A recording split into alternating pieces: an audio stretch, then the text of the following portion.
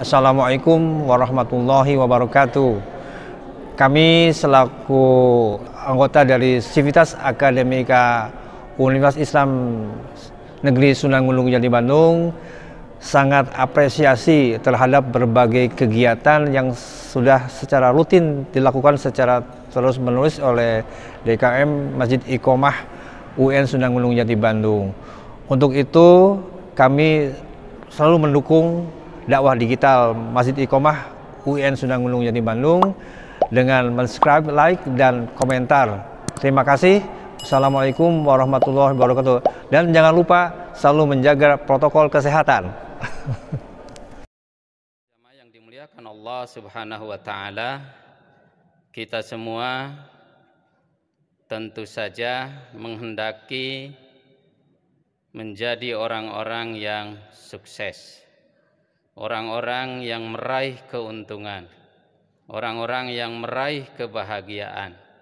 Apalagi keinginan itu ketika dihadapkan pada pergantian tahun itu nampaknya menguat kembali, bahwa dengan pergantian tahun kita ingin menegaskan kembali, mudah-mudahan tahun ini kita menjadi orang-orang yang sukses, orang-orang yang mendapatkan keuntungan, orang-orang yang mendapatkan kemenangan.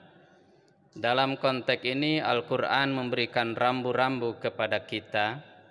Dari salah satu term yang digunakan Al-Quran,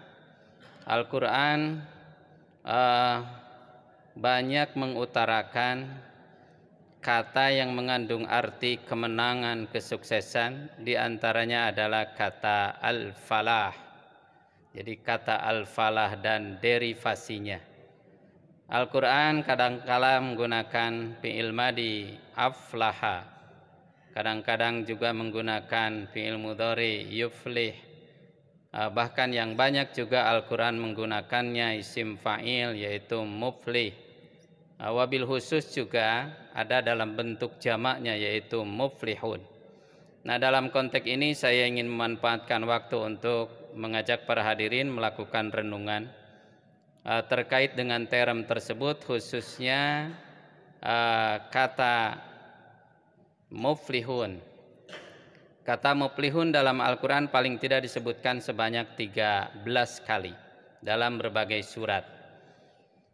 Yang intinya kita insya Allah diberikan rambu-rambu, diberikan panduan bagaimana kita menjadi orang-orang yang meraih kesuksesan, bagaimana kita menjadi orang-orang yang meraih kemenangan sejati di hadapan Allah Subhanahu wa Ta'ala. Maka bisa kita telusuri dari konteks penggunaan ayat tersebut. Yang pertama misalnya saja dalam surat Al-Baqarah, yang tentu saja kita sudah hafal semua insya Allah. Al-Baqarah ayat 5. Ulaika ala hudam mir rabbihim wa ulaika humul muflihun. Mereka itu adalah orang-orang yang mendapatkan petunjuk dari Tuhan mereka, dan mereka itulah orang-orang yang meraih kemenangan sejati. Dalam hal ini, orang yang termasuk kategori al-muflihun, orang yang meraih kemenangan, orang yang meraih kesuksesan sejati, diantaranya dikaitkan dengan perilaku-perilaku dalam dimensi akidah dan dimensi muamalah. Dalam dimensi akidah, paling tidak dalam surat Al-Baqarah kita diingatkan bahwa menjadi orang yang muflihun itu pertama diawali dengan alladzina yu'minuna bil ghaibi wa yuqimunas shalah, yaitu orang yang beriman pada yang gaib, yang super gaib Allah Subhanahu wa Ta'ala, dan menegakkan salat.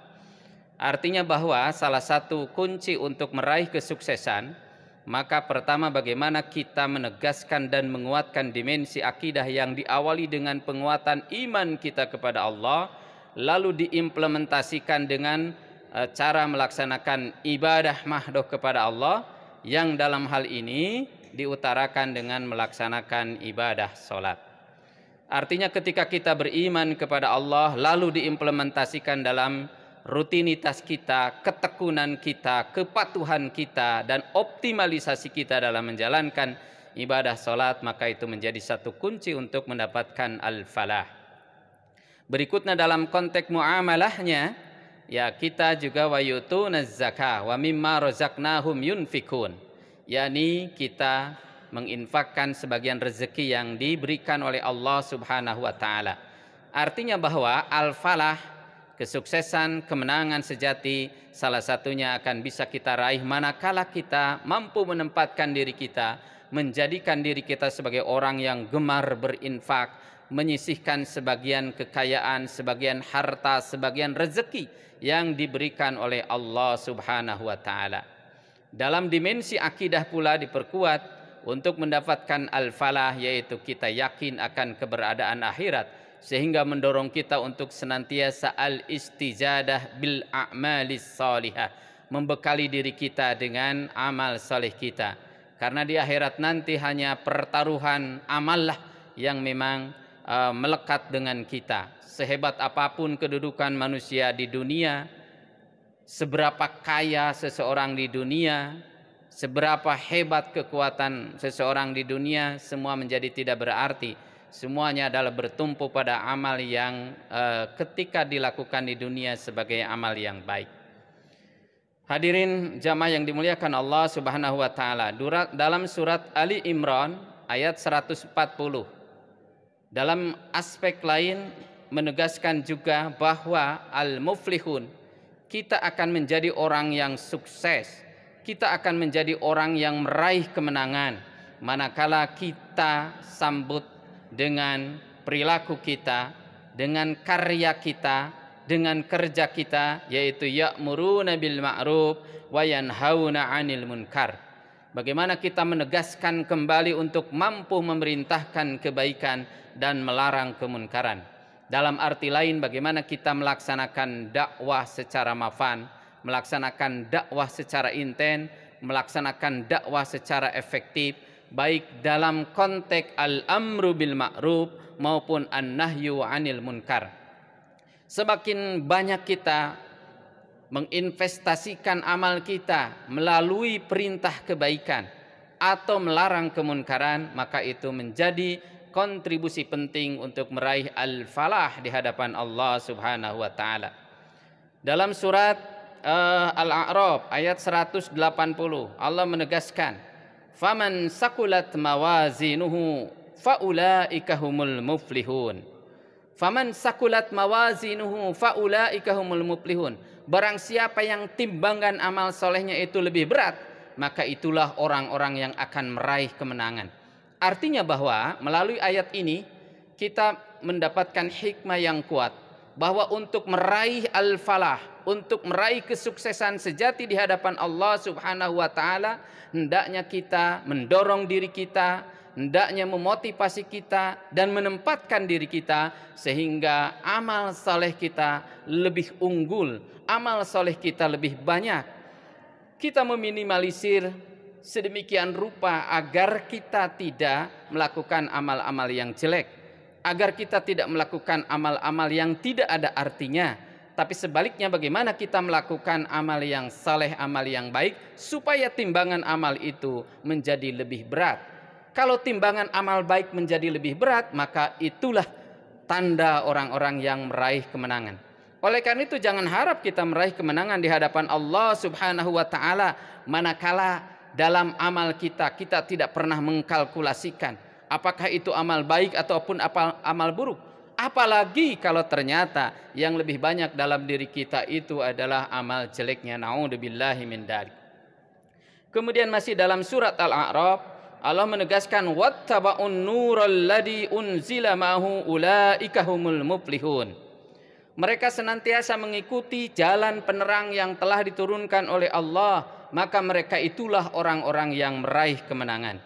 Melalui ayat ini kita didorong supaya kita meraih kemenangan sejati, maka salah satu pintunya, salah satu kuncinya bagaimana kita berinteraksi secara nyata dengan nur yang diturunkan oleh Allah dalam hal ini, yakni Al-Quranul Karim.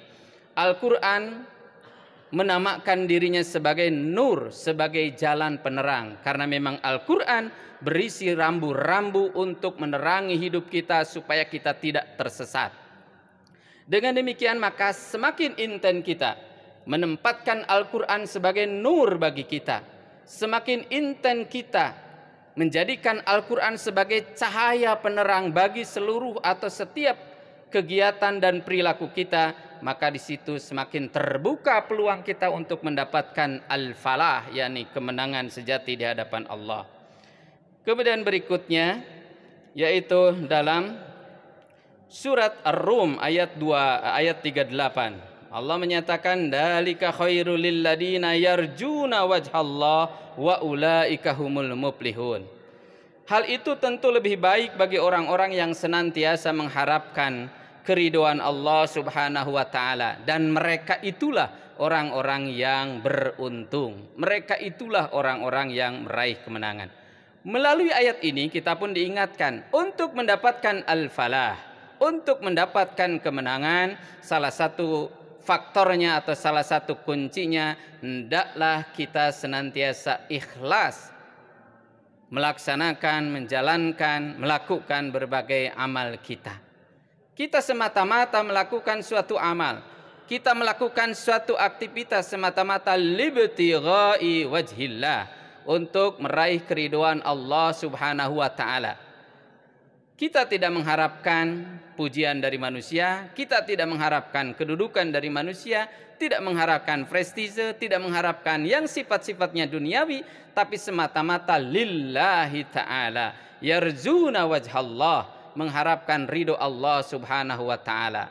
Semakin kuat kita, semakin kuat keikhlasan kita dalam beramal, insya Allah semakin terbuka peluang untuk mendapatkan al-falah. Yang terakhir, dalam surat Al-Hasr ayat 9 menjadi inspirasi dan isyarat juga bagi kita, yakni dalam ayat wa may yuqa shuhha nafsihi faulaika humul muflihun. Wa may yuqa shuhha nafsihi faulaika humul muflihun. Barang siapa yang bisa menjaga, barang siapa yang bisa menjaga dan mengendalikan kekikiran dirinya, maka dialah orang-orang yang beruntung. Artinya bahwa untuk meraih kesuksesan sejati, bagaimana kita mengelola dorongan diri kita supaya kita menjadi orang yang dermawan, supaya kita menjadi orang yang mudah untuk memberi, menjadi orang yang mudah untuk berbagi. Dengan demikian identik dengan ihsan. Bagaimana kita badlul khair, menebarkan kebaikan, bagaimana berbagi kebaikan. Sebab pada dasarnya manusia itu punya kecenderungan untuk bersifat kikir. Manusia itu punya kecenderungan untuk bersifat pelit. Nah, oleh karena itu maka ini diwanti-wanti. Kalau kita pelit, kalau kita kikir, maka jangan harap kita mendapatkan kesuksesan. Untuk meraih kesuksesan sejati, hendaklah bagaimana kita bisa mengendalikan diri kita, mengendalikan nafsu kita sehingga tidak terdominasi oleh sifat kekikiran yang adalah sikap dermawan, sehingga kita mampu dan mau berbagi dalam konteks sosial. Dengan demikian hadirin yang dimuliakan oleh Allah Subhanahu wa taala, melalui beberapa contoh dari ayat Al-Qur'an ini, maka dapat kita tegaskan untuk meraih kesuksesan sejati yang dalam bahasa Al-Qur'an dibahasakan dengan al-falah, khususnya kata al-muflihun, maka paling tidak banyak dimensi dan banyak aspek yang harus kita penuhi. Yang pertama, kuatkan dimensi akidah kita, senantiasa menunjukkan keimanan, kekokohan iman dan takwa kita kepada Allah. Kemudian perkuat dua dengan hubungan baik dengan Allah melalui ibadah mahdhah. Kemudian yang kedua adalah muamalah ijtimaiyah, bagaimana perilaku sosial yang ditandai dengan gemar berinfak, bersikap dermawan. Kemudian berikutnya adalah bagaimana kita menegaskan kembali ad-da'wah al-islamiyah dalam konteks al-amru bil ma'ruf wan nahyu 'anil munkar. Insyaallah ketika kita itu lakukan dengan baik secara simultan, maka insyaallah kita akan menjadi orang-orang yang muflihun. Demikian, mudah-mudahan ada hikmah dan manfaat bagi saya khususnya maupun bagi para jamaah yang menjadi mustami' dalam kesempatan ini. Hadanallahu wa iyyakum, barakallahu li wa lakum, khudma safa wa ada makadar. Wassalamu alaikum warahmatullahi wabarakatuh.